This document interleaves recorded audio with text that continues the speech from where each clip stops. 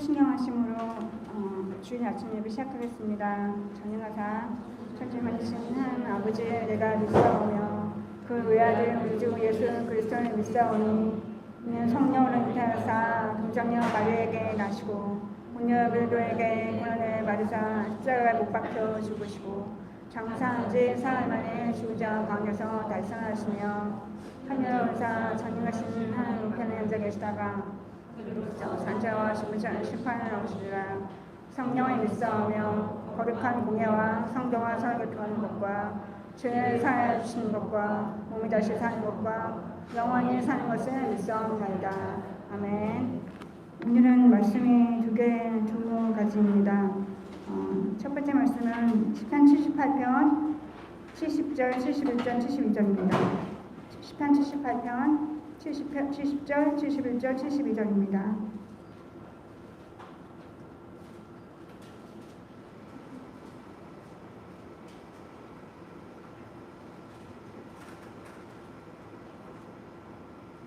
시편 78편 70절, 71절, 72절입니다. 같이 읽을까요? 네, 시작. 또 그의 종 다윗을 택하사 시대 양의 위에서 취하시며 젖 양을 지키는 중에서 그를 이끌어내사 그의 백성인 야곱 그의 소유인 이스라엘을 기르게 하셨더니 이에 그가 그들을 자기 마음의 안전함으로 기르고 그의 손에 익숙함으로 그들을 지도하였도다. 아멘. 고린도전서 7장 22, 23, 24절입니다. 죄송합니다. 고린도전서 7장 22, 23, 24절입니다. 고린도전서 7장 22, 23, 24절입니다. 7장 22, 23절 같이 읽겠습니다. 시작. 주 안에서 부르심을 받은 자는 종이라도 주께 속한 자유인이요 또 그와 같이 자유인으로 있을 때에 부르심을 받은 자는 그리스도의 종이니라. 너희는 값으로 사신 것이니 사람들의 종이 되지 말라. 형제들아 너희는 각각 부르심을 받은 그대로 하나님과 함께 거하라. 아멘. 시편 78편 이 말씀은 목사님께서 2주 전에 설교 시간에 하신 말씀으로 다윗의 삶의 방식에 대해서 하나님과 동행하는 방식에 대해서 말씀해 주시면서 나를 위해 뜻대로 섬길 것인가, 성실한 마음, 능숙한 손길로 섬길 것인가 이런 설교를 해주시는 내용이 계속 저희 마음에 남아 있었고요. 또 고린도전서 말씀은 7장 말씀은 엄마하고 매일 한 장씩 읽고 예배드리고 있는데 신약성경 이제 반이 넘기고 이제 고린도전서를 읽고 있는데 7장의 말씀이 이 말씀이 와닿아서 두 말씀을 이제 생각하면서 요즘 배우고 있는 것을 생각해 보았습니다. 요즘 제가 배우고 어려워하는 것은 부르심 안에서 기도로 사역할 때 세밀한 인도하심과 어려운 마음을 다뤄서 구체적으로 어떻게 섬길 것인가에 대한 좀 고민을 하고 있고 배우고 있습니다. 요즘 엄마가 휠체어 타고 이동하시는 것에 대해서 외부 사람들의 시선을 좀 어려워하시고 두려워하시게 되었습니다. 갑작스럽게 그렇게 되셔서 저도 어떻게 감당해야 할지 몰라서 낙담되고 흔들어하는 마음이 들었습니다. 아빠도 요양병원에서 자주 횟수를 늘려서 외출도 많이 하고 같이 시간을 보내면서 성경 묵상도 같이 하고 있는데요. 한번 아빠가 자주 가셨던 영화관에 처음으로 같이 가보았습니다. 그래서 늘 하던 대로 제일 잘 보이는 맨 뒤 가운데 좌석을 예매했었는데요. 아빠가 들어가시자마자 계단을 못 올라가시고 내려가시는 것을 제가 배려하지 못했던 거죠. 그래서 앞열에 되는 거를 맨 뒤로 잘한답시고 이제 예매를 했었는데 올라가기까지는 겨우 잡고 하나씩 올라가서 영화를 보긴 보았는데 영화 보는 내내 저의 마음은 이제 영화에 집중이 안 되고 끄긴하고 계단 내려갈 방법에만 걱정만 가득하고 부담만 가득했습니다. 끝나고 잘 부축하고 기도를 해보았는데 앞으로 꼬꾸라질 것 같아서 균형을 잡고 걸으시기 힘드신 분이어서 한 계단 내려가고 바로 주저앉아 버리셨습니다. 동생도 요즘은 우울증과 갱년기가 같이 와서 식사도 못하고 누워만 있고 거의 활동을 못하고 저에게도 엄마에게도 계속 화를 내고 짜증을 내고 힘든 시간을 보내고 있습니다. 며칠 전에 수요 기도회 때 목사님께서 마음의 연약함에 대해서 이제 말씀해 주시고 다루고 회개하며 기도하는 시간을 같이 가지게 되었는데요. 같이 기도하면서 제 마음이 연약한 부분을 느꼈습니다. 부르심 안에서 섬긴다 했는데 엄마도 아빠도 동생도 나를 위해 내 뜻대로 섬겼구나 싶었습니다. 엄마도 제가 회치하다는 시선을 저도 같이 힘들었던 것 같아요. 그래서 저도 그냥 이제 저는 그것이 힘든 것이 아니라 제가 같이 격려하고 주님께서 같이 마트도 다니고 매일 다니고 또 2박 3일 여행도 같이 다니게 해주시고 생명을 주시고 거하게 인도하시는 그런 감사함을 좀 잊어먹었던 것 같습니다. 그래서 그 감사함을 다시 회복하고 기도하고 섬겨야 되겠구나 싶었고 아빠도 신기하게도 바로 옆에 앉아있던 젊은 커플 중에 형제분이 갑자기 부축을 해주셔서 잘 내려왔었어요. 같이. 그래서 주님의 세밀한 도우심을 경험하며 주님 뜻 안에서 세밀하게 인도하심과 도움을 늘 구해야겠다고 생각했습니다. 동생도 이제 사회생활 좀 없고 밖에도 잘 안 나가고 친구도 없고 교회도 없고 그렇게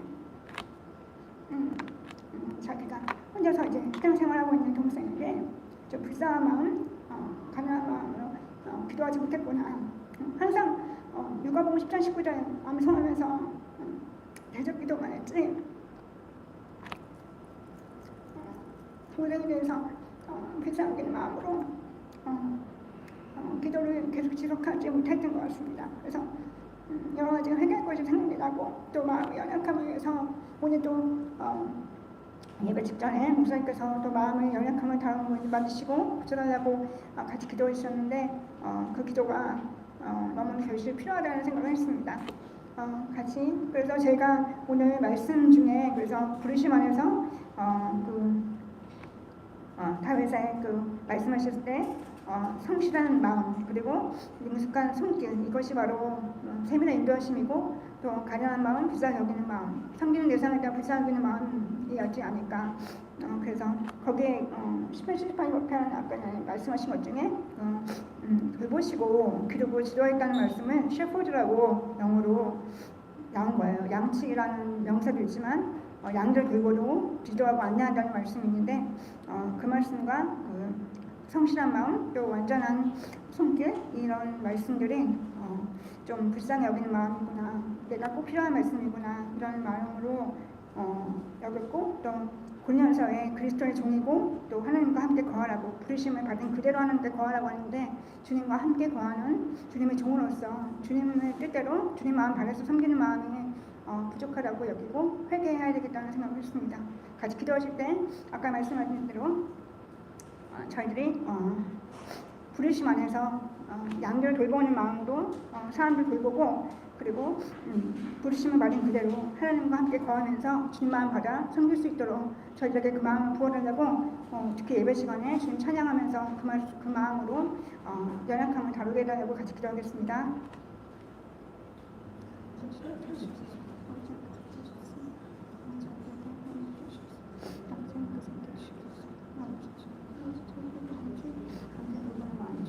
아버지는 마음 받아주시는 말씀 나눠주시고 아버지 저희를 아버지 말씀 집중하시고 오늘 아버지께서 생각에 인도하시고 아버지 충만히 위해서 생명에 인도하시고 아버지 마음 받아 섬길 수 있도록 아버지 저희들 마음속에 걱정 연약함 아버지께서 만져주시고 함께해 주시옵소서.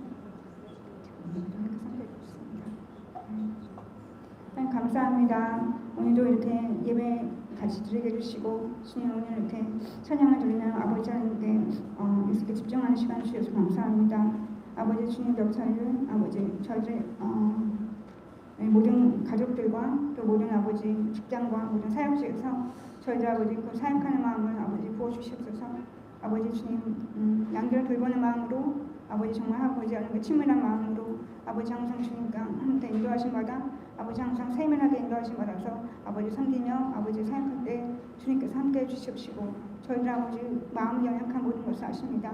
아버지 부족하고 회개하고 아버지 저희들 마음 뜻대로 아버지 제 뜻대로 아버지 섬겼던 모든 것을 주님 아버지 돌아보니 주님께서 함께 해주자 저희들 아버지 마음을 그 연약함을 아버지 아시오니 아버지 하나님께서 함께 해주시옵시고 아버지 고쳐주시옵시고 아버지 주님 저희들의 아버지 모든 것을 아버지 안에서 부르심 안에서 하나님과 함께 거할 수 있도록 주님이 주시는 마음으로 아버지 하나님 항상 함께 할 수 있도록 주님께서 함께 해주시옵소서. 감사드립니다. 예수님 그렇습니다. 아멘.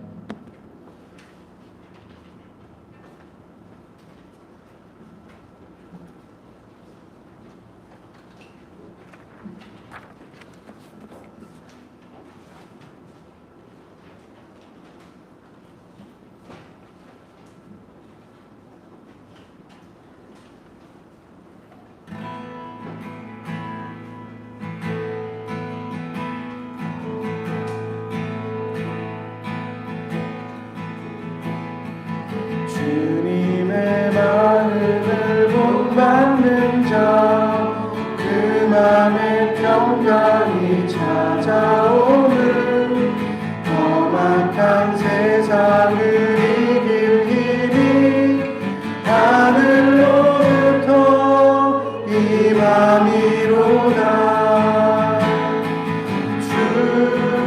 주님의 말을 꼭 받아 살면서 그 거룩하신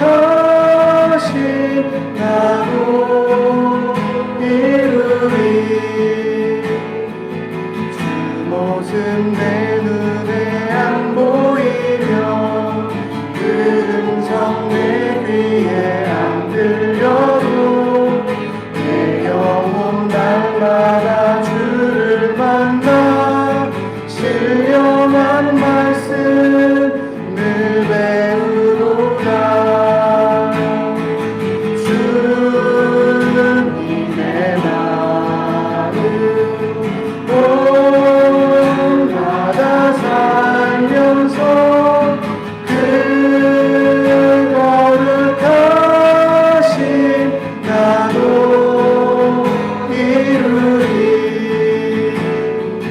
가는 길 거칠고 험하여도 내 맘에 불평이 없어짐을 십자가로 나를 이겨내신 주님의 마음 본받음이라.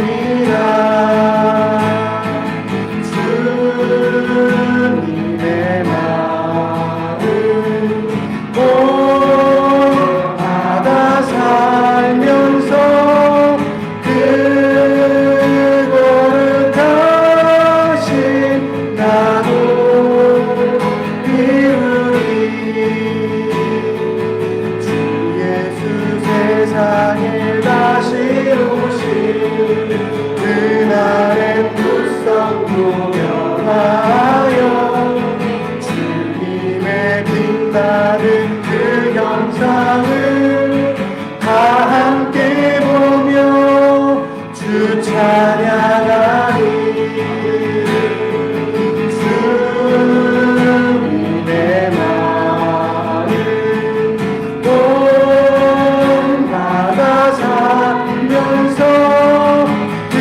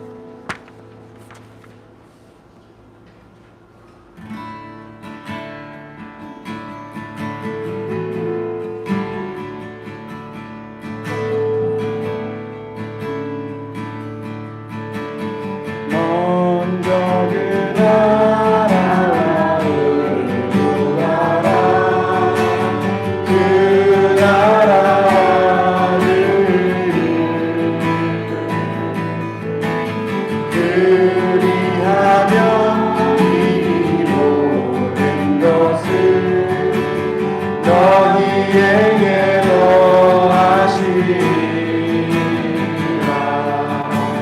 사람이 떡으로만 살 것 아니요 하나님 말씀으로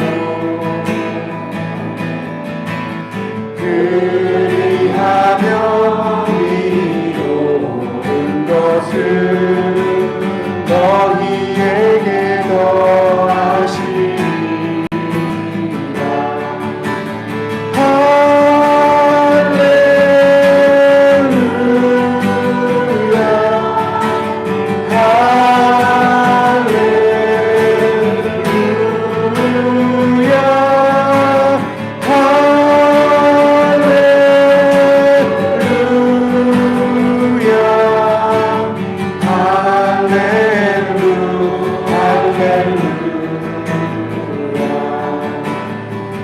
구하라 그리하면 주실 것이요 찾으라 찾을 것이요 두드리라 문이 열릴 것이니 할렐루 할렐루. 먼저 그 나라와 먼저 그 나라와 의를 구하라.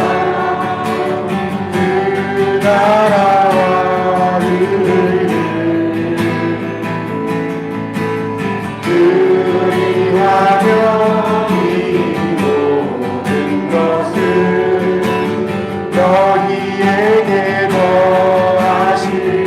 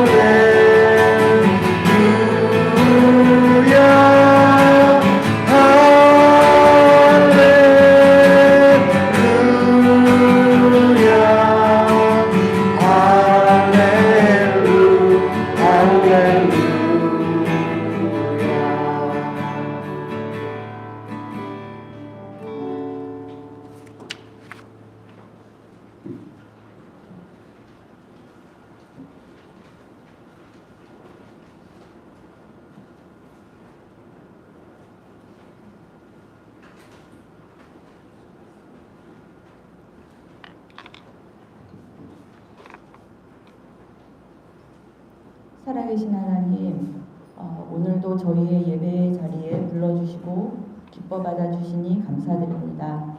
하루하루 여러 상황들 가운데 헤맬 때에도 괴로울 때에도 홀로 기도할 때에도 은밀히 섬길 때에도 예수님은 저희와 함께하고 계심을 알기에 날마다 감사와 찬송을 드립니다. 예수님이 지정이 안에서 자유롭고 예수님을 바라보도록 돕는 자들로 저희를 세워주시고 언제나 예수님 안에 거하기를 소망합니다. 지금도 신실하게 약속을 이루시는 좋으신 예수님 이름으로 기도드립니다. 아멘.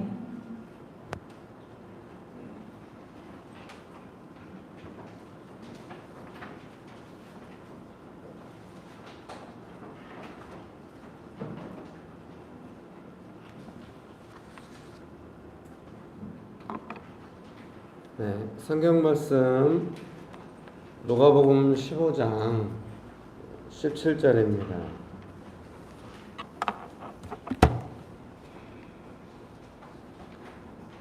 누가복음 15장 17절 말씀입니다. 같이 한번 읽어볼까요?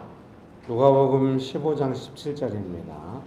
유튜브로 예배드리시는 분들 있으면 같이 말씀 보시면 좋을 것 같습니다. 누가복음 15장 17절 말씀 같이 한번 읽어볼까요? 시작. 이에 스스로 돌이켜 이르되 내 아버지에게는 양식이 풍족한 품꾼이 얼마나 많은가. 나는 여기서 줄여 죽느니라. 아멘. 좋으신 예수님, 은혜를 베풀어 주셔서 감사합니다.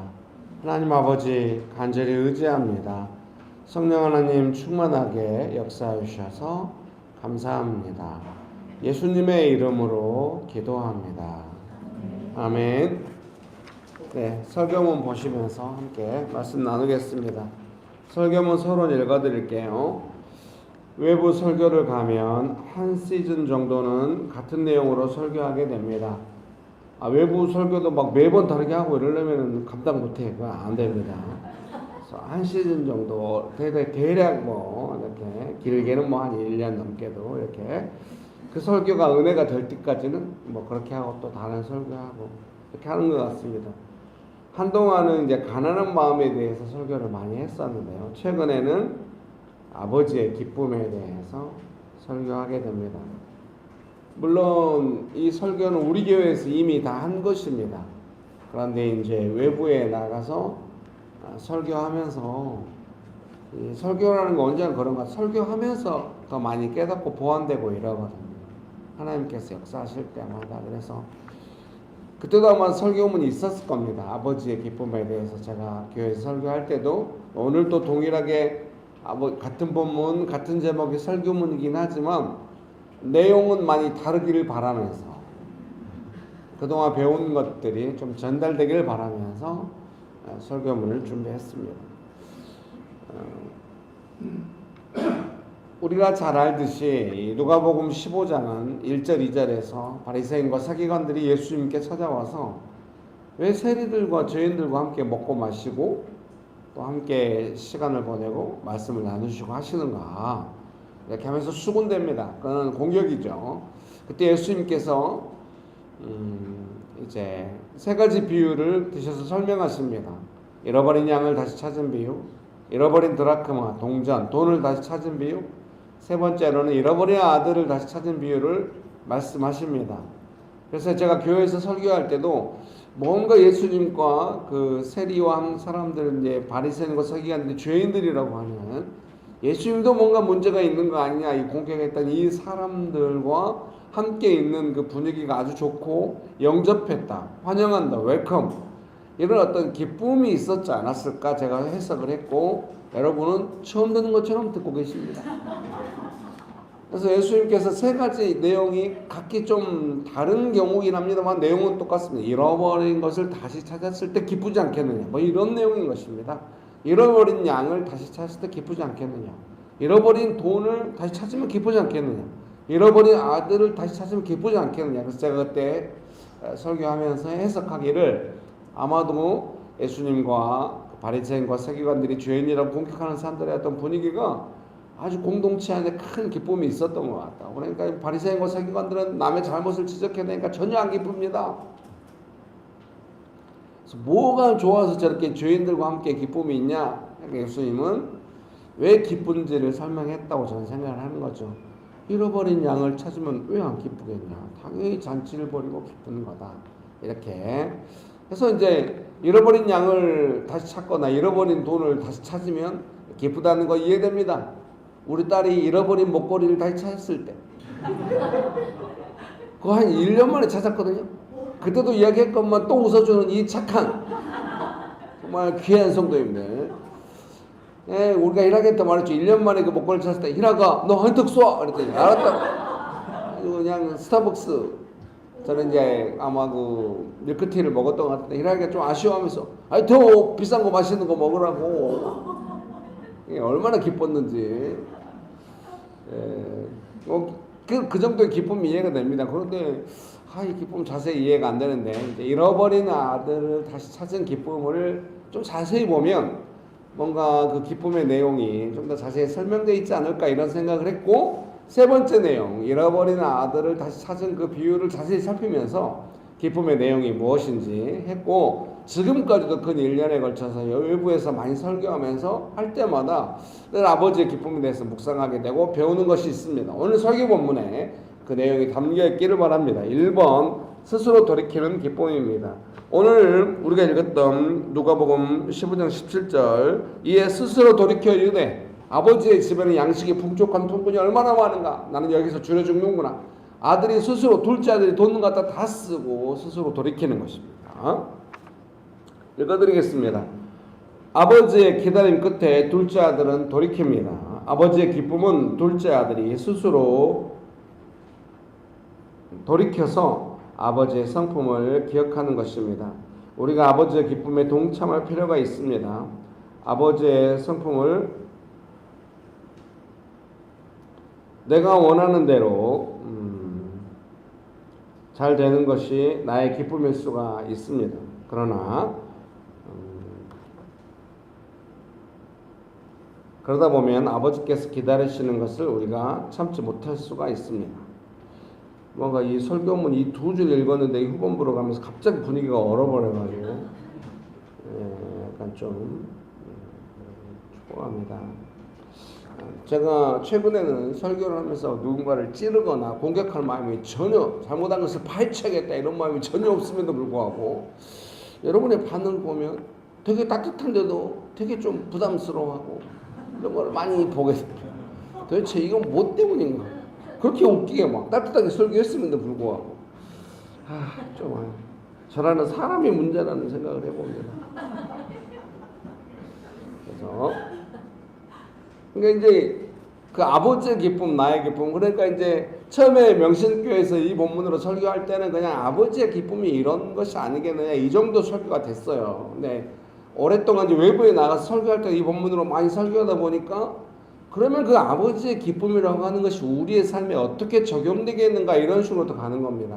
지난 금토일도 이제 의정부에 있는 그 좋은 장로교회에서 이틀 동안 순전 교육 강의를 했어요. 그 중에 한 강의가 또 이 강의를 했거든요. 그때도 이제 그런 적용을 하게 되는 것이죠. 순장들이 멤버들을 볼 때 어떻게 아버지의 기쁨에 동참할 수 있겠는가 이렇게 조금 확장되고 적용되고 이런 면이 있는 것입니다. 그래서 저도 그렇지만 제가 저희 아이들을 기를 때 제가 원하는 대로 애들이 딱딱 해주면 내가 기쁘다고 한다면 이게 문제가 뭐냐면 내가 기쁜지 안 기쁜지 잘 몰라요. 그러면서 거의 본성적으로 요구하고 있어요. 내가 원하는 대로 하라고. 내가 원하는 대로 안 하면 화가 나요. 내가 원하는 대로 안 해서 어떻게 화가 나는지 기본적으로 깊이 생각 안 해요. 그걸 개념화 시켜서 깊이 생각해서 막 상대방을 공격하면은 아주 오랫동안 불편한 관계 서로 사이가 아주 나쁜 경우에만 그런 게 가능해요. 웬만하면은 같이 살면은 뭔가 좀 마음에 좀 부담되면 딱 보면 부담이 되면 말하는 거예요. 그게 뭐냐면 내가 원하는 대로 왜 안 해주냐 이런 말일 수가 있습니다. 그래서 저는 목회자니까 이런 부분을 계속 묵상하고 생각하니까 더 신경을 쓰겠죠. 가정이나 교회 안에서 또 제가 사람들을 대할 때 외부에 설교 나가서 뭐 사역할 때도 내가 원하는 것이 분명히 내가 원하는 것을 개념화시켜서 사람들이 생각하고 싶어 하지 않아요. 왜냐하면 그걸 생각하면서 스스로 낯뜨거울 수가 있기 때문에 그냥 내 마음에 거슬리면 기분 나쁘다고 표현을 할 수 있는데 사실 그것은 내가 원하는 것이 있고 내가 원하는 건 안 됐기 때문에 나는 지금 기분이 나쁘다 이렇게 표현할 수가 있습니다. 그래서 안 기쁠 수가 있는 것이죠. 그래서 그런 때는 내가 원하는 대로 돼야 기쁘다 이렇게 생각하지도 않으면서 그냥 내가 원하는 대로 만들려고 애를 쓴다 그러면 상당히 위험한 것입니다. 그때 우리가 생각해야 될 것이 아버지의 기쁨인 줄 믿습니다. 이때 어떻게 해야 아버지께서 기쁘실까 이런 생각을 하는 것이죠. 제가 가정 안에서 아이들과 함께 있으면서 애들이 내가 원하는 대로 해줘야 내가 기쁘다고 하면 얼마나 많은 요구를 하겠습니까? 얼마나 많이 가르치겠습니까? 그리고 얼마나 긴장이 많겠어요. 애들은 집에 있고 싶어 하지 않을 겁니다. 다행스럽게도 우리 애들은 집에 있고 싶어 합니다. 저는 생각을 하는 것이죠. 애들을 내가 기쁘게 하여 내가 원하는 대로 하라고 말하지 말아야겠다. 아버지께서는 어떤 걸 기뻐하실까? 최종적인 결론은 간단합니다. 그냥 같이 있기만 해도 기쁜 내용이 있는 것입니다. 여러분이 어디 가서나 누구를 만나서거나 가장 먼저 점검할 것은 내가 원하는 것이 있다는 것. 내가 원하는 대로 되지 않을 때 나는 기분이 안 좋고 요구하고 조종할 수 있다는 것입니다. 그것을 어디 가서는 안 하려고 해요. 사람이 안 그래요. 이걸 개념화시켜 생각하지 않으면 나의 상사, 내가 상사를 두려워함에도 불구하고 상사가 내가 원하는 대로 안 해요. 막 화내버리죠. 뒤에서. 모르게 하겠죠. 그리고 어떤 식으로 잘 여론을 막 만들려고 애를 쓰고 그런 모습을 보게 되는 것입니다. 그래서 여러분이 생각하셔야 됩니다. 내 안에 내가 원하는 것이 분명히 있고, 그래서 내가 원하는 대로 안 되면 나는 불쾌하고 기쁨이 없고 이렇게 된다. 그래서 여러분이 혹시 나중에 좀 더 훈련되면은 내가 지금 이 불쾌한 이유가 내가 원하는 대로 안 되기 때문에, 저 사람이 내가 원하는 사람이 아니기 때문에 불쾌할 수 있다. 그러면은 내 원하는 기쁨 내려놓고 저 사람이 원하는 대로, 그거 아니죠. 하나님이 원하시는 기쁨이 지금 있을 텐데, 이 일 속에 나는 지금 기쁘지 않지만 하나님이 원하시는 기쁨이 무엇일 것인가, 그거를 찾아가고 순종하고 이럴 필요가 있는 것입니다. 명신교회 안에서 뭐 제가 성도님들 보면서 저희 가정 안에서는 뭐 제가 뭐 기쁘기 위해서 막 본능적으로 하고 막 조종하고 막 화내고 막 이러면은 뭐 어우 단 한순간도 같이 있기가 어렵죠. 근데 제가 언제나 개념화시켜서 생각하는 것입니다. 가정이나 교회에서나 또 외부에 나가서나 내가 원하는 대로 안 된다고 어려워하지 말자. 내가 원하는 것을 요구하지 말자. 조종하지 말자. 이때 아버지께서 기뻐하시는 것은 무엇일까? 내가 뭘 해야 될까? 언제나 그렇게 생각하는 것입니다. 그래서 사랑하는 성도님 여러분께서 이쯤 되면 목사님한테 전화가 한번 오거나 뭐라고 한번 약간 태클을 걸어줘야 되는데요. 왜 요새는 안 하지? 기도 안 하는 보다. 아닙니다. 제 스스로 기쁨을 상실하고 싶지 않기 때문입니다. 전화해서 입을 여는 순간 모두가 안 기뻐집니다. 옛날에는 기쁘든 안 기쁘든 명쾌하게, 더 명쾌하게, 이해할 때까지 명쾌하게, 그때는 몰랐습니다. 그러나 조금 시간이 지나고 보니 하나님께서 근심하시는, 하나님께서 기뻐하시도록 해야 합니다. 믿으십니까? 제발 부탁드립니다. 제가 설교자로서 자세가 되는지 모르겠으나 저도 행하지 않고 가르칠 수는 없으니까 제가 어떻게 하는지를 많이 이야기하는데, 여러분께서 너만 그렇게 해, 나한테 요구하지 마, 이러면 곤란합니다. 우리 모두가 그렇게 하는 줄 믿습니다. 자, 옆에 분 보시면서 하나님께서 당신을 기뻐하십니다. 네, 여러분 믿습니까? 네, 설교문 1번에 두 번째 달라 읽어드리겠습니다. 셋째를 기름에서 기다리는 즐거움을 알게 되었습니다. 여기 보시겠습니까? 기다려야 합니다. 왜요? 아버지의 기쁨이 어떤 것인지 정확하게 내가 모르고 있고, 나의 기쁨은 문제를 일으킬 수 있기 때문에 안 되면 성결나니까, 되게 하려고 조종하니까. 그래서 이 둘 사이에서 긴장이 있다고 한다면 이것만 아는 것도 대단한 것이죠. 내가 원하는 대로 안 되면 나는 뭔가 화를 내거나 조종할 염려가 있다는 거 아는 거 어마어마한 겁니다. 근데 아직 아버지의 기쁨을 잘 모르고 있다. 그러면은 뭐 별거 없습니다. 기다려야 합니다. 아버지께서 원하시는 것이 무엇인가? 내가 여기서 무엇을 해야 할까? 기다리는 것이죠. 기다리기 원하십니까? 잘하셨습니다. 셋째를 기르면서 기다리게 됐어요. 왜요? 셋째는 첫째, 둘째하고 다르게 저희도 나이가 들고 믿음이 성장해서 더 믿음 안에서 기르려고 할 거 아니에요? 첫째, 둘째는 아침마다 어려서부터 묵상시켰거든요. 이 셋째는 묵상도 안 시켜요. 근데 최근에 갑자기 자기가 학교 올 때 부담스러워서 기도했는데 마음에 갑자기 걱정하지 말라고, 마음에 소리가 들렸고 누구 소리인지 모르고 기분이 엄청 좋아졌다고. 우리가 깜짝 놀랐죠, 아들. 그랬더니 또 어제는 자기 엄마를 오래 살게 기도를 했더니 마음속에 아멘 막 이런 음성이 들려가지고 이게 뭔지 모르겠다고 해서 계속 기도하겠죠. 주님, 성령님 계속해서 우리 아이에게 말씀해 주시고, 아이를 자유롭게 지 마음대로 하도록 물론 저희가 생각이 없는 게 아니죠. 애 둘을 다 길러본 사람들입니다. 이 셋째를 향해서 많이 기다렸다고 할 수가 있어요. 안 기다릴 수가 없었죠. 뭐라고 하면 난리 치니까. 젊을 때 같으면 아이 난리를 못 치게 만들어 놓겠지만, 그런 게에는 제가 아는 것이 너무 많고, 그렇게 큰애 둘째를 길렀다가 얼마나 깊은 상처를 제가 받았는지, 애들에게 그게 무슨 도움이 되는가. 그래서 셋째 때는 잘해보고 싶어가지고 기다린 것이죠. 너무 지나치게 기다렸지 않았냐.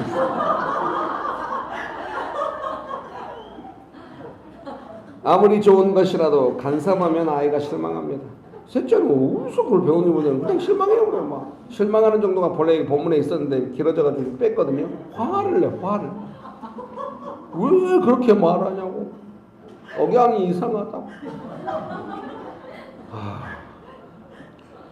기다리면 아이가 어떤 상태가 될지 알 수는 없지만 알 수 없었죠. 얘가 버릇이 아주 없는 애가 될 것인가. 지 마음대로 물론 큰아이와 둘째아이 조용히 저에게 압박을 가했습니다.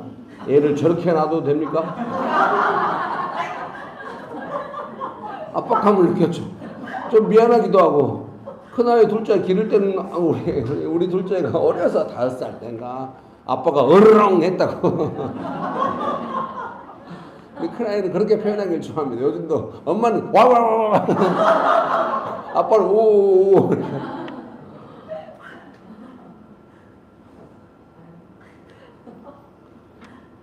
기다리면 아이가 어떤 상태가 될지 알 수는 없지만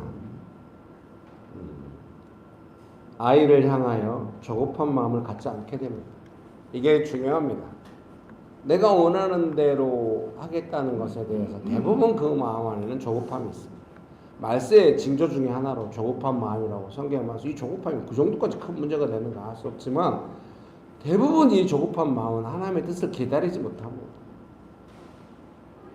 일단 조급해졌다고 하는 것은 이미 어떤 문제 가운데 들어갔다는 것이고 일단 조급한 마음의 더 큰 문제는 뭐냐면 옆에서 말려도 듣지 않는 화를 내요. 말리는 사람하고 사이가 안 좋아집니다. 아무도 못 말립니다. 조급한 마음. 아이를 향해서 조급하게 하면 뭐 아무것도 없죠. 제 조급한 마음이 우리 관계를 주장할 뿐입니다. 그게 무슨 의미가 있겠습니까? 그것은 안 좋은 것입니다. 여전히 여유로운 마음을 갖고 즐겁게 아이와 이야기할 수가 있습니다. 여유로운 마음이 아주 중요합니다. 여유로운 마음이라고 하는 것은 뭐 시간이나 어떤 성격이 여유롭다, 시간이 많아서 여유롭다 이런 개념이라기보다는 우선순위가 분명할 때 여유가 제 안에 어떤 우선순위, 아이가 더 소중하다, 하나님의 뜻이 더 소중하다, 근본적으로 이 아이를 향한 하나님의 뜻이 더 소중하다. 그래야 여유가 생기는 것입니다. 하나님은 우리 셋째를 이끌어 가실 것이다. 내가 어떤 거 하나 본다고 그때마다 잔소리하고 간섭하면서 왜 이렇게 하냐는 식으로 하는 것이 정말로 하나님의 뜻인가? 이 아이에게 도움이 되는, 아니 여유로운 마음은 싹 사라지고 조급한 마음밖에 없는 것입니다. 여유로운 마음은 감정적으로 여유롭다 뭐 그럴 수도 있겠어요. 우선순위가 아이에게 있고 근본적으로 하나님의 기쁨의 우선순위가 있기 때문에 하나님보다 내가 앞서 나가서 조급하지 않기로 결정했기 때문에 하나님께서 어떻게 하실지 기다리시면서 갖는 마음입니다. 그래서 하나님께서 아이에게 하시는 걸 볼 수 있게 되죠. 그러니까 우리도 시간이 좀 지나서 아이를 향하여 사랑하는 마음이 더 많이 일어나는 것입니다.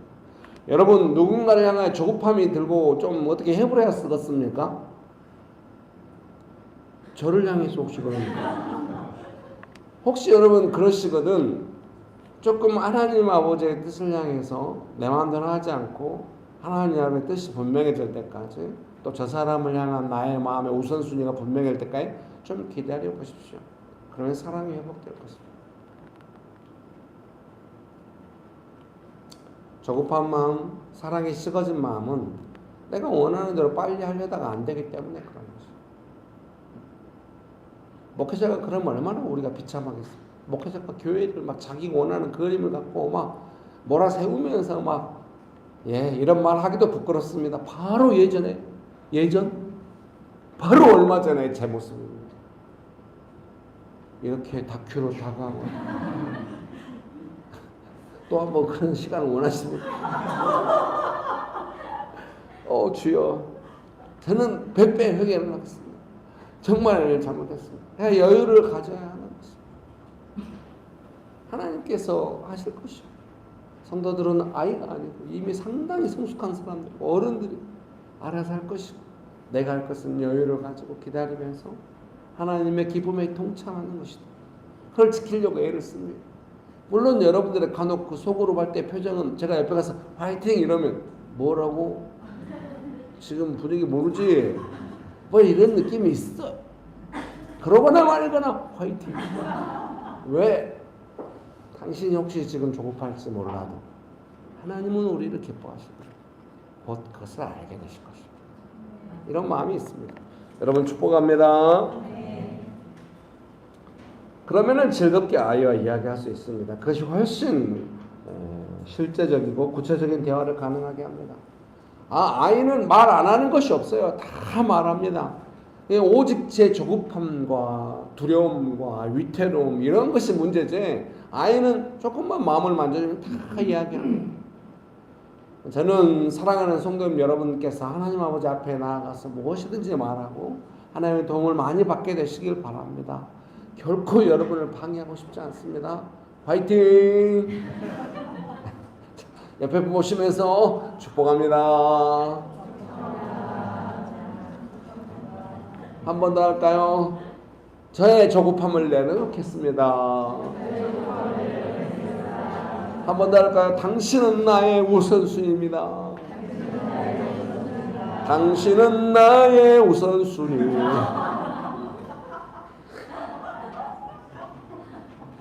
저 영상으로 보시는 분이 또 댓글로 뭐라 꾸짖을까 걱정됩니다. 절제 하도록 하겠습니다. 여유로운 마음, 실제적인 대화, 변화를 위한 시도, 변화를 위한 서로를 돕는 마음, 기쁨입니다. 그런 것이 가능해지죠. 설교문 2번입니다. 누가복음 15장 20절 말씀 같이 한번 읽어보실까요? 누가복음 15장 20절입니다. 이에 일어나서 아버지께로 돌아가니라. 아직도 거리가 먼데 아버지가 그를 보고 측은히 여겨 달려가 목을 안고 입을 맞추니. 아멘. 측은히 여기는 책임지는 기쁨. 그러니까 여기 보시겠습니까? 아버지가 둘째 아들을 돌아왔을 때 측은히 여기면서 목을 안고 막 너무 기뻐하잖아요. 근데 제가 이 아버지라고 한다면은 꼭 기뻐할 수만은 없어요. 둘째 아들이 너무 좀 심각해요. 아버지 돈을 들고 나가서 다 쓴다고 하는 것은 단순히 한 번의 실수라고 보기보다는 이 사람의 근본적인 삶의 메커니즘이거든요. 조금 회복되면 또 뭐라고 할지 몰라요. 그러니까 아버지가 지혜롭고 생각이 많으신 분일 텐데 조금 이 사람과 함께 있는다는 거. 자녀도 성인이 되면 또 무서울 때가 있거든요. 그런 생각이 들 수가 있습니다. 그런데 아버지가 전혀 그렇게 생각하지 않는 것입니다. 네.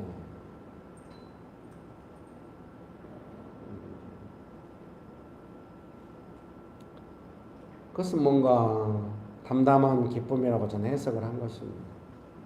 같이 있겠다. 목회를 하면서도 마찬가지입니다. 어떤 성도들과는 같이 있어도 좋겠다 이런 생각은 들지만 간혹 지금은 없습니다. 아니, 옛날에도 없었어.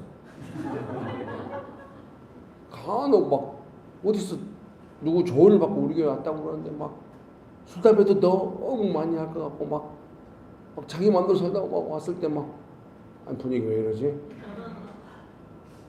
나이가 있으신 남자분이 왔을 때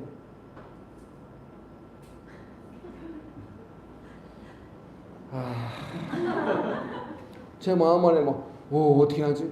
막 이런 두려움이 생길 수 있잖아요. 그런 것들이 많이 자유로워졌어요. 좀 같이 있을 수 있다. 내가 이 사람 도울 수 있다. 이 사람은 편하다. 아니 전혀 아니에요.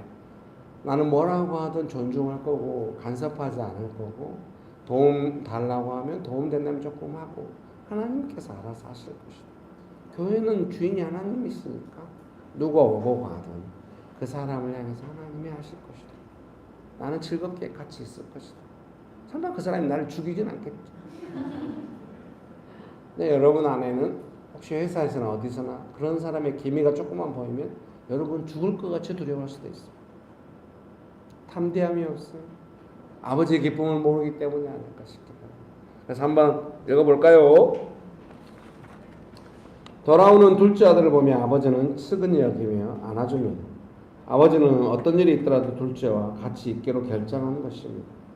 누군가를 책임지는 것을 두려워하는 마음이 있었지만 지금은 그렇지 않습니다. 형편이 넉넉해서 책임지는 것이 아닙니다. 측은히 여기는 마음으로, 무엇이든 돕겠다는 마음으로, 결코 판단하지 않는 마음으로 같이 있는 것입니다. 언제나 같이 있겠다는 담담한 마음이 즐거움을 줍니다. 하나님 아버지께서 주시는 은혜는 즐겁고 행복한 것입니다. 모든 관계 안에 하나님께서 주시는 은혜가 있게 됩니다. 그 은혜로 고난을 감당하며 열매를 맺습니다. 아버지께서 베푸시는 은혜가 같이 있을 수 있게 해줍니다.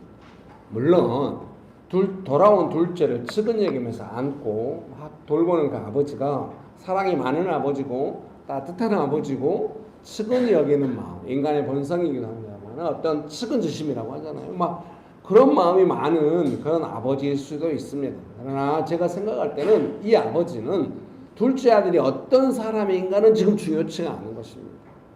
당연히 네가 과거에 뭔 일을 했는가도 중요치가 않아요. 이 아버지는 어떻게 하기로 했냐면 같이 있기로 결정한 겁니다. 저도 옛날에 좀 그런 두려움이 있었던 것 같아요. 뭐 어떻게 할 것인가. 그런데 아니에요. 지금 뭐 장래 잘 될 거다가 아니에요. 제가 최근에 유퀴즈 이제 그 토크쇼를 봤는데 어떤 아버지가 나왔어요. 말기암이어가지고 시한부 선고를 받았습니다. 3개월이나 남았다던가. 얼마 안 남았어요. 근데 아들을 하나 오래전부터 기르고 있었어요. 이 아들이 2살 아이의 지능을 갖고 있어요. 그래서 몇십 년 동안 혼자 길렀어요. 근데 이제 이 아이, 자기는 말기암이니까 어쩔 수가 없잖아요. 아이를 시설에 찾아가지고 좀 괜찮은 시설에 맡긴 것 같아요. 근데 아이를 만나러 갔어요. 아이하고 놀아. 아이가 막 이렇게 좀 살피면서 막 애매하고 막 가까이 안 오고 막 이러다가 막 시간을 보내니까 아이가 다시 아빠한테 막 신발을 신으라고 그러면서 집으로 같이 가자. 그걸 보면서 막 울었어요. 아내랑 함께.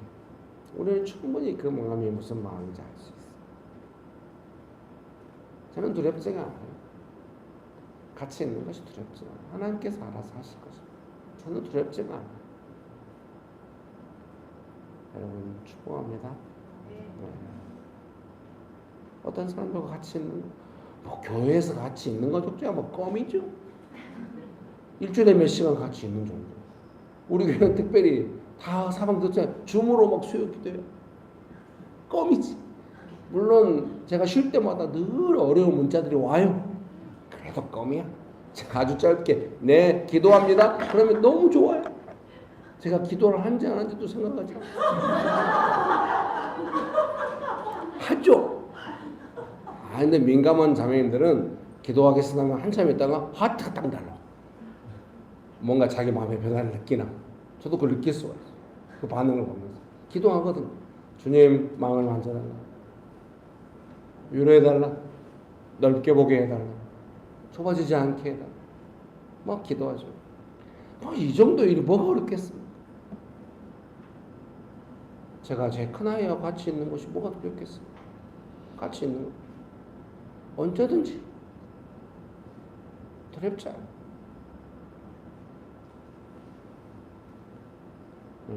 그것이 기쁨을 준다고 생각합니다. 아버지가 막 둘째 아들이 오는데 이제 어떻게 하시려고 또 오시나? 이러면 기쁨이 없죠. 담담함과 담대함 같이 있자. 도와줄게. 여러분 축복합니다. 설교문 3번입니다. 32절 말씀 같이 한번 읽어보실까요? 누가복음 15장 32절입니다. 이 내 동생은 죽었다가 살아났으며 내가 잃었다가 얻었기로 우리가 즐거워하고 기뻐하는 것이 마땅하다 하니라. 아멘. 설교문 3번입니다. 외부에서 설교할 때 물어본 적이 있습니다. 이 마지막 이제 그 내용을 설명하면서 물어본 적이 있어요. 돌아온 둘째와 밤새 잔치를 벌이고 난 다음날 아침에 아버지는 둘째에게 뭐라고 할까요? 했더니 앉아있던 사람 중에 한 명이 기상!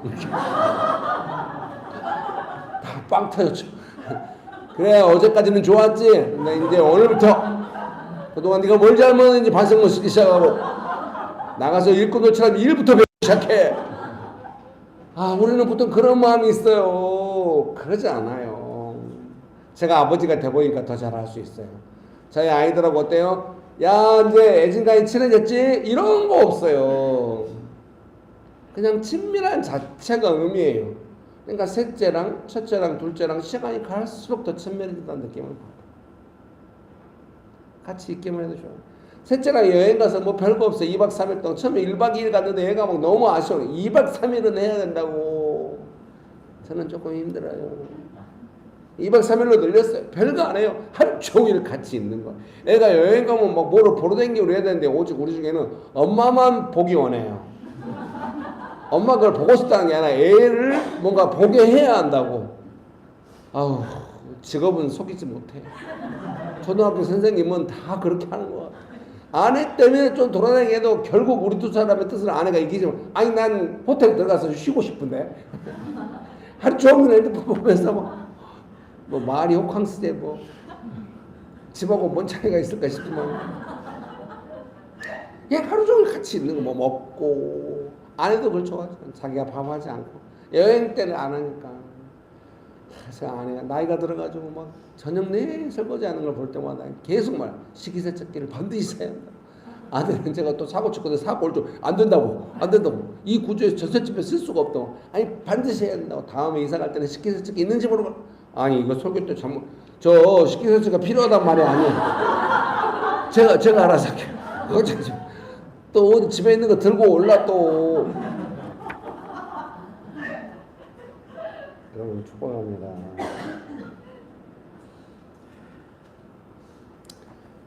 돌아온 둘째 아들과 아버지는 그때부터 이제 친밀함이 시작이죠. 둘째가 이제 반응하기 시작했겠죠. 자기가 한 일이 있는데 아버지가 잘해주니까 이제 더 따뜻하게 반응하면서 본격적인. 사람이 진짜 친밀하기가 쉽지 않아요.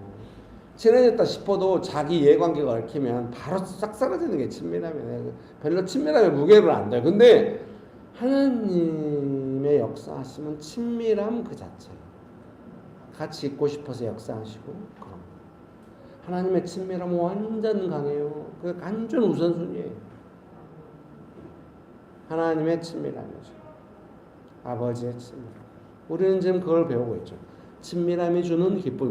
여러분 친밀함이 주는 기쁨을 아시죠? 같이 뭐 라면 끓여 먹어도 기쁘고 뭐 그래도 그런 겁니다. 그것이 시작된 것이죠. 점점 풍성해질 겁니다. 여러분 설교문 결론 읽어드리겠습니다. 아버지와 둘째 아들은 점점 더 친밀하게 살아갈 것입니다. 연단된 삶의 열매는 언제나 상황에 믿음으로 대응합니다.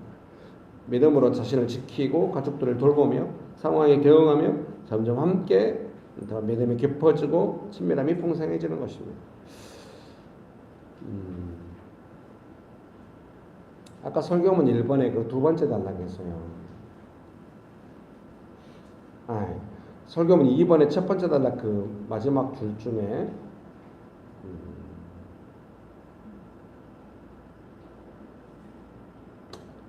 여러분 축복합니다. 결론적으로 말씀한다. 이걸 설명하면서 연단된 믿음, 연단된 관계, 연단된 열매 쉽게 무너지죠.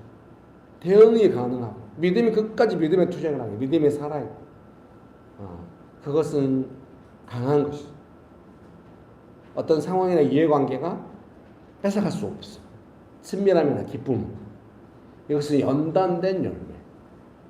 오랜 시간에 걸쳐서 성령님의 인도하심을 따라 살아온 사람에게 맺어진 연단된 삶, 연단된 열매.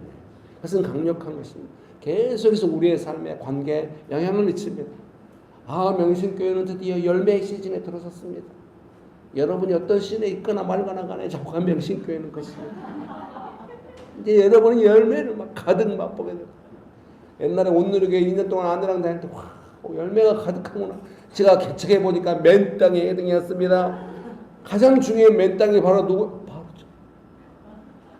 제가 그때 제 옆에 있었다면 저한테 이렇게 네가 맨 땅이야.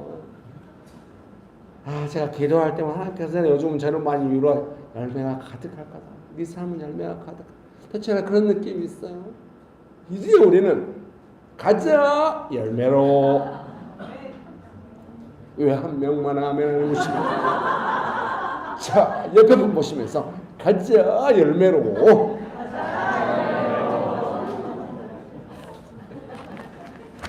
좋으신 아버지 하나님 감사합니다. 기쁨을 충만하게 주셔서 감사합니다. 예수님의 이름으로 기도합니다. 아멘.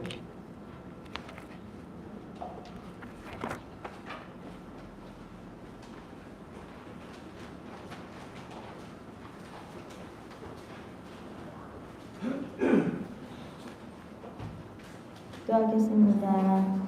하나님 아버지 감사합니다. 찬양과 경배를 아버지께 올려드립니다.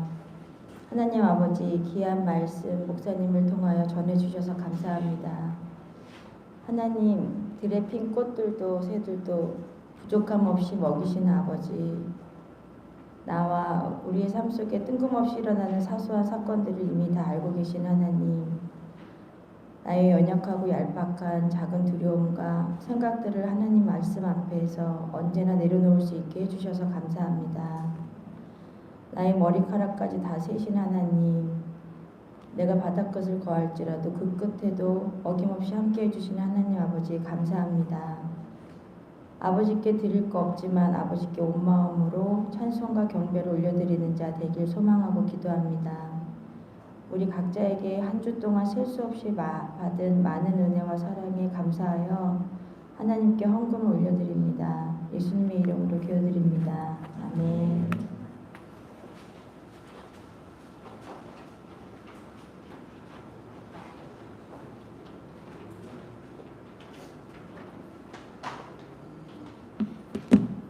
네, 광고 드리겠습니다. 예배 시간 안내입니다. 주일 예배는 오전 11시에 드립니다. 장소는 서울시 금천구 법권로 30 2단지 상가 206호입니다. 주일 모임은 예배 후에 2부 모임이 있고요. 식사 청소가 있습니다. 묵상 모임은 교지사의 묵상 모임을 진행하고 있는데요. 온수, 용산, 양재, 서현, 여의도, 북산, 신당현, 홍대, 중앙대 등에서 하고 있고 캠퍼스별 묵상 모임은 교회 줌으로 진행됩니다. 수요 기도회는 수요일 밤 8시 교회 줌에서 기도 모임으로 진행됩니다. 묵상 축도하심으로 예배 마치겠습니다.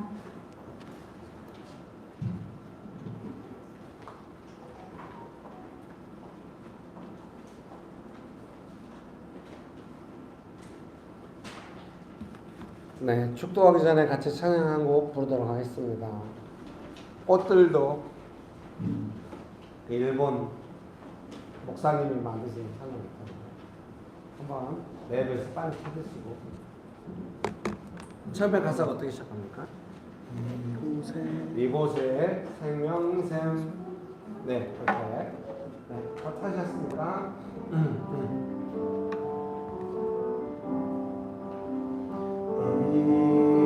이곳에 생명샘 솟아나 눈물 골짝 지나갈 때에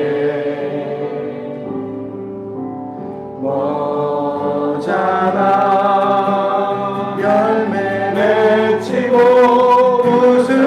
웃음소리 넘쳐나리라. 꽃들도 구름도 바람도 넓은 바다도 찬양하라 찬양하라 예수를. 하늘을 울리며 노래해 나의 영혼아. 은혜의 주 은혜의 주 은혜의 주. 사랑하는 성도님 여러분, 아마도 일본 목사님이 찬양을 만드실 때 일본이 이렇게 됐으면 좋겠다. 웃음소리 가득한 그 믿음의 나라가 되면 좋겠다. 그래서 우리가 그 찬양을 부를 때 좀 눈물이 왈칵 나는 것은 그 소망을 느끼기 때문이죠. 사랑하는 성도님 여러분, 우리가 일본을 향해서도 그렇게 합니다만 오늘은 설교 내용도 그렇고 나 자신의 삶을 볼 때 혹시 열매를 맺어봤으면 좋겠습니다. 내 삶은 이렇게 될 것이다. 꽃들이 만발한 열매 가득한 그런 삶이 될 것입니다. 믿으십니까? 지금 어려움을 이겨내고 생명샘이 솟아나고 있습니다. 염려하지 마십시오. 열매가 가득한 시간입니다. 축복합니다. 함께 찬양하시겠습니다. 이곳에 생명샘 솟아나 눈물 골짝 지나갈 때에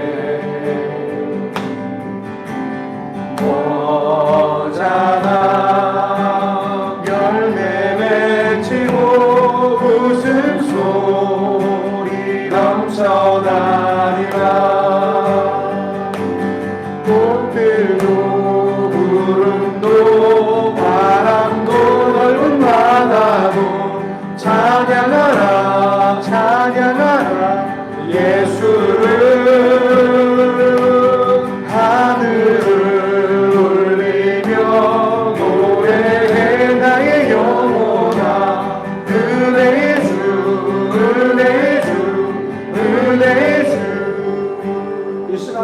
기도하시겠습니다. 주여 저의 삶을 축복하여 주셔서 감사합니다. 꽃들이 가득하고 웃음이 넘쳐나고 열매가 가득한 생명샘이 솟아나는 그런 삶으로, 그런 인생으로 주여 저의 인생을 축복하여 주셔서 감사합니다. 제가 이 바위를 뚫고 생명샘물이 솟아나듯이 내 삶이 열매 맺는 삶으로 나가기 원합니다. 축복하여 주셔서 감사합니다. 기도하기 원하십니까? 주여 바람도 넓은 바다도 찬양하라 찬양하라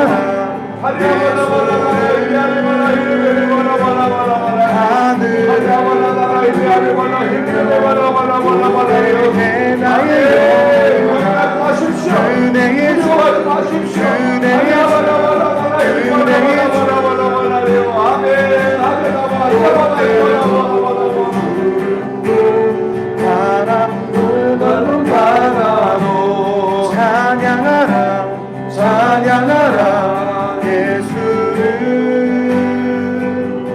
하늘을 올리며 노래해 나의 영혼아 은혜의 주 은혜의 주 은혜의 주.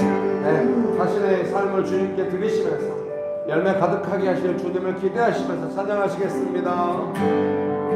내 삶에 이곳에 생명샘 솟아나 눈물 골짝 지나가네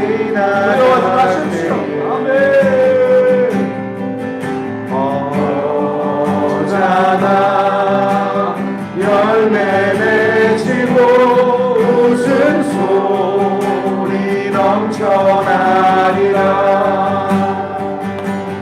꽃들도 구름도 바람도 넓은 바다도 찬양하라 찬양하라 예수를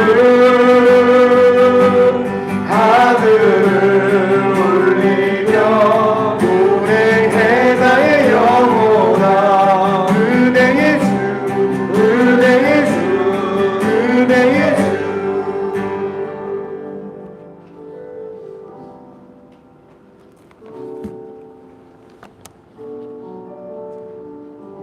좋으신 예수님, 우리 인생을 축복하여 주셔서 감사합니다.